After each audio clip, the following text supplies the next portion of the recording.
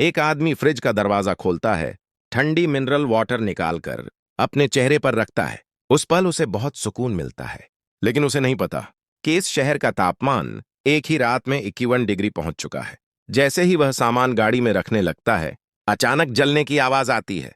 घबराकर उसके हाथ से अंडे गिर जाते हैं। वह झुकता है और अगली ही सेकंड अंडा जमीन पर गिरते ही फ्राई हो जाता है।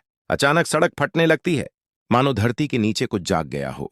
आदमी हालात समझ जाता है और पूरी ताकत से गाड़ी दौड़ा देता है। पीछे जोरदार धमाका होता है, आग का विशाल बवंडर उठता है और पूरा शहर लपटों में घिर जाता है। जो लोग भाग नहीं पाए, सब आग में जलकर मर जाते हैं। लेकिन तबाही यहीं नहीं रुकती। ब्राजील के समुद्र तट पर एक कपल घूम रहा होता है। अचानक एक विशाल लहर उठती है और अगले ही पल ठंडी हवा उस लहर को बर्फ में बदल देती है। लोग भागते हैं, लेकिन देर हो चुकी होती है। पूरा समुद्र तट इंसानों की बर्फ की मूर्तियों में बदल जाता है। जापान में आसमान से विशाल बर्फ के गोले गिरते हैं। इमारतें तबाह हो जाती हैं। मिडिल ईस्ट के रेगिस्तान में, जहां पानी नाम का नहीं, वहां सुनामी आ जाती है। ऊंट तक डूब जाते हैं।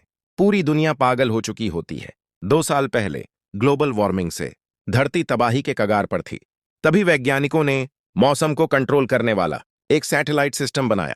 हजारों सैटेलाइट्स पूरी धरती पर नजर रखते हुए। इसी तकनीक ने इंसान को बचाया था, लेकिन अब वही तकनीक धरती को मार रही थी। एशियन स्पेस स्टेशन का अधिकारी कारण जानना चाहता है, लेकिन सिस्टम में उसकी पहुंच बंद कर दी जाती है। डच स्पेस स्टेशन का प्रभारी भी लॉगिन नहीं कर पाता। मरम्मत के लिए भेजा गया इंजीनियर अचानक एयरलॉक खुलने से सीधे अंतरिक्ष में खिंच जाता है। अब सब समझ जाते हैं, यह हादसा नहीं, साजिश है।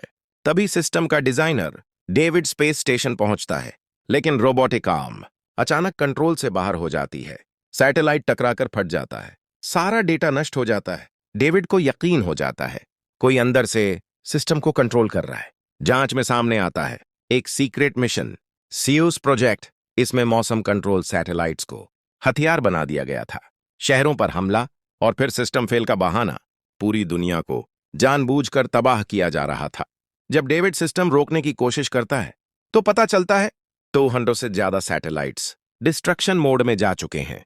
अब सवाल सिर्फ एक है, क्या इंसान अपनी ही बनाई तकनीक से धरती को बचा पाएगा, या यही होगा मानवता का अंत?